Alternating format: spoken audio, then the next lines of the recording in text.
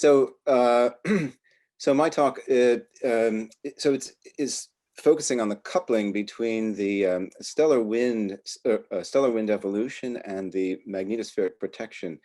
And it's interesting to think when you look at a coupled system like this and interdisciplinary problems in general, you know, one person's life's work may be a boundary condition or an input condition for another. And so there's a Goldilocks amount of getting the right match between detail and phenomenology. So if you want to understand the time evolution of the influence of stellar activity and the role of magnetosphere protection, there has to be some fidelity in the stellar modeling. But if you're interested in billion-year timescale evolution of that, details, for example, on the solar cycle timescale may not be relevant. So that's something I want to sort of keep in mind, this sort of minimalist and thinking along these lines. Now, it's common to make this classification in induced wind mass law, thermal and non-thermal, as we've seen numerous times. But in identifying sort of the role of the magnetic field, this separation couples a number of things together. And I wanted to take a slightly different categorization for purposes of justifying the simplicity of what I'm going to be talking about. So you might think of it in this way. The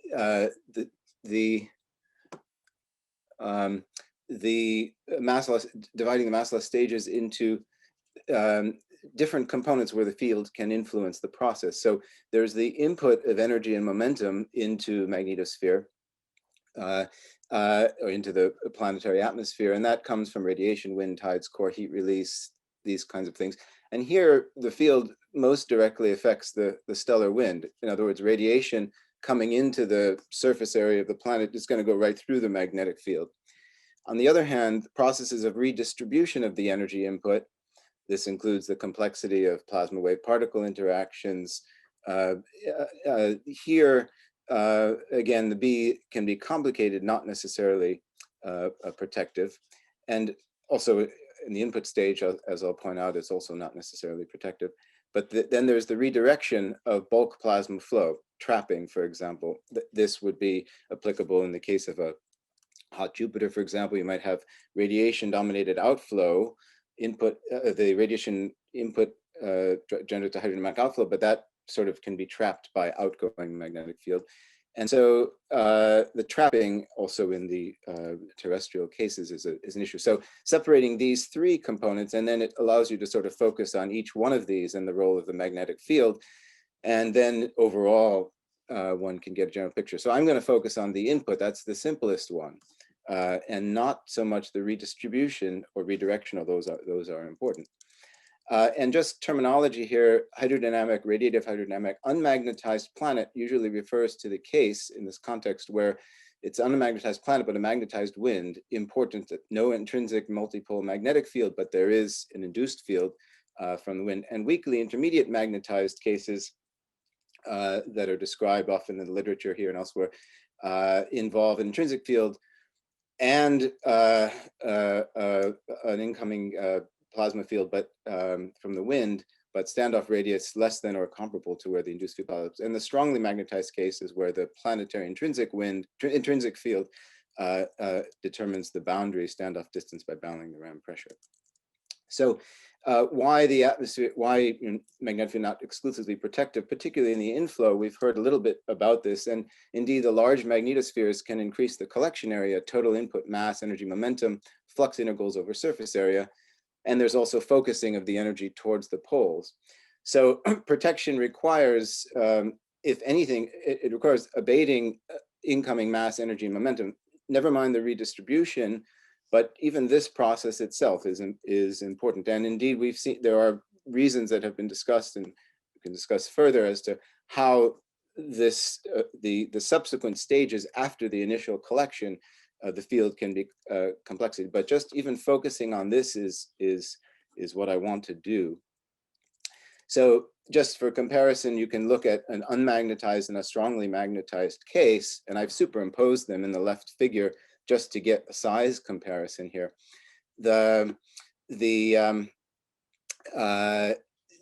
this is showing that for the strongly magnetized case, the area of collection is much larger than for the unmagnetized case. So the unmagnetized cross-section might be something like this.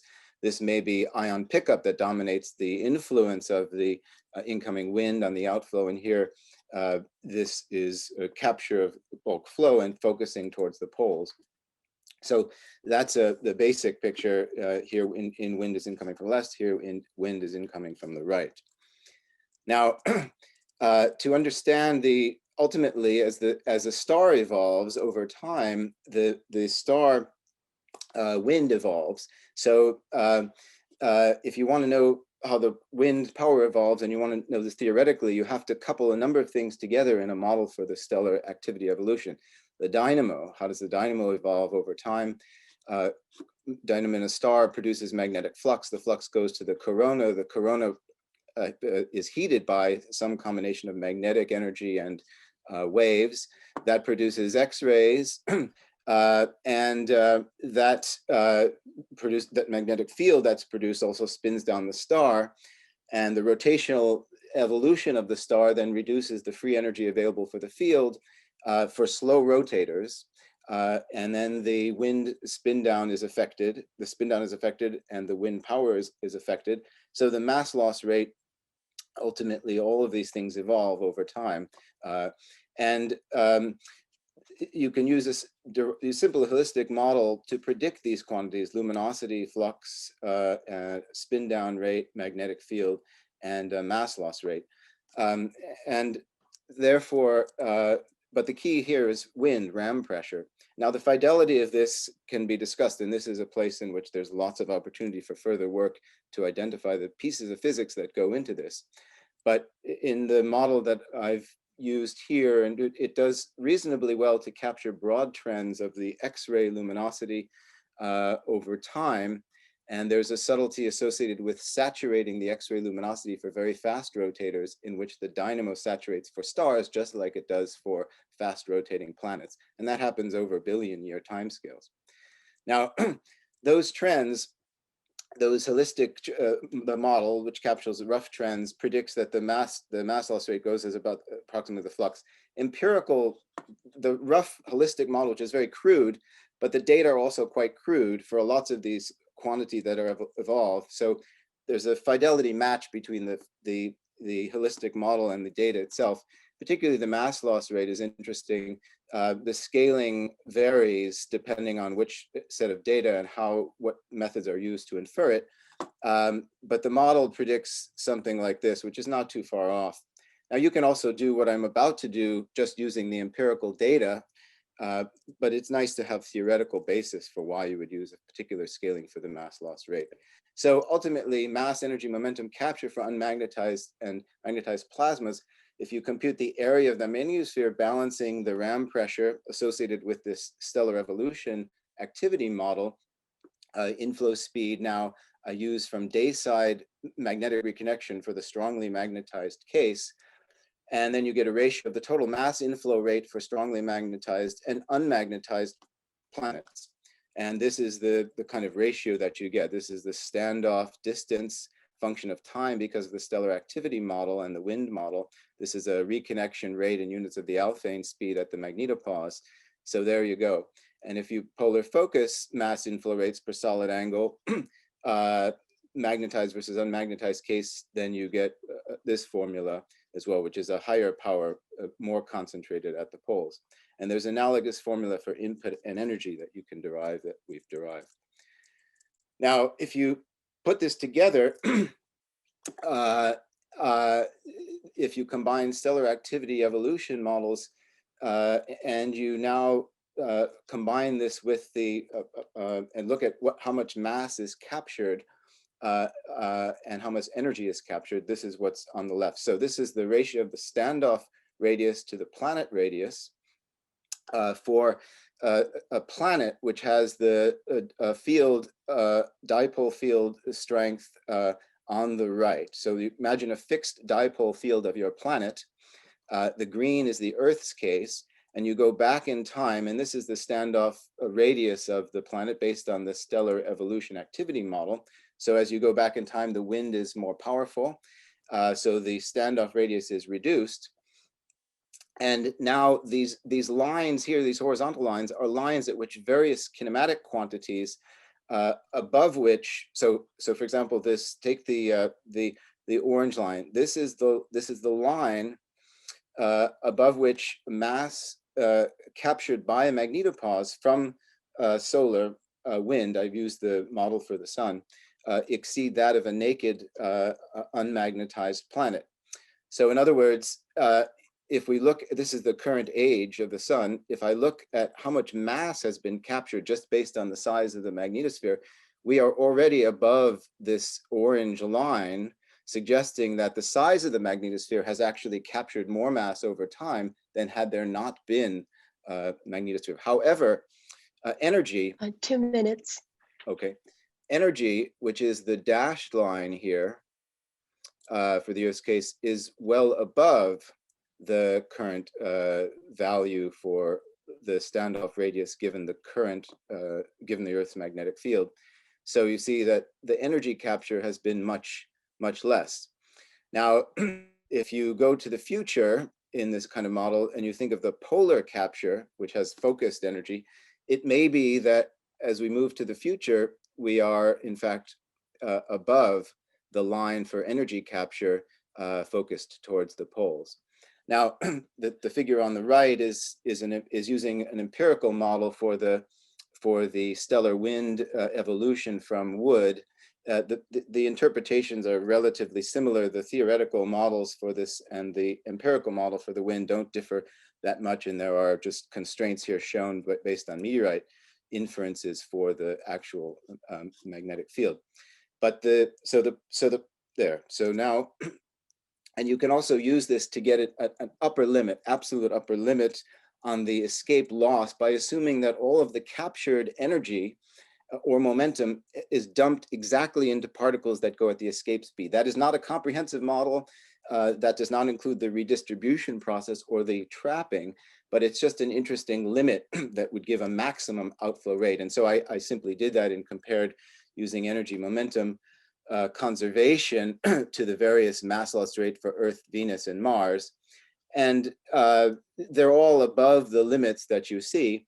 But one point is that it may be that, for example, Venus is momentum limited rather than energy limited. Earth, if you think about the energy coming in, it's focused towards the poles, converts energy, maybe the dominant component of that inflow, whereas as the unmagnetized planets, perhaps the momentum, because the wind has direct access to the atmosphere through ion pickup, and maybe it's the momentum limits that become most interesting in that case.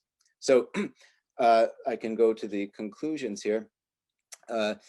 Indeed, a rigid magnetosphere can capture in polar focus wind input mass. We've heard that before, and I showed a simple model to capture some of this, particularly in mind with the time evolution over gigayears that includes a stellar evolution activity model.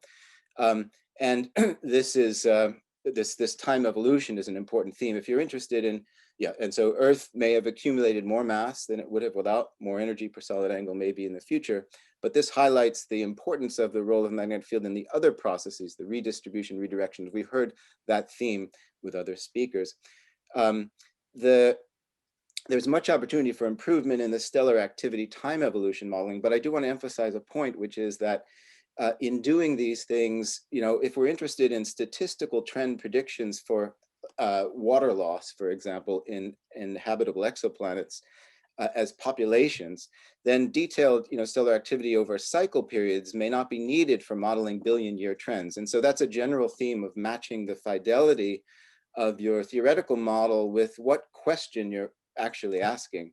And of course, you can use more detailed measurements. The other is that spacecraft might measure local fluxes, but globally integrated values are also of interest. So sometimes if you have too much detail and you're interested in broad trends, you have to be careful that that the impedance match between those two goals are met.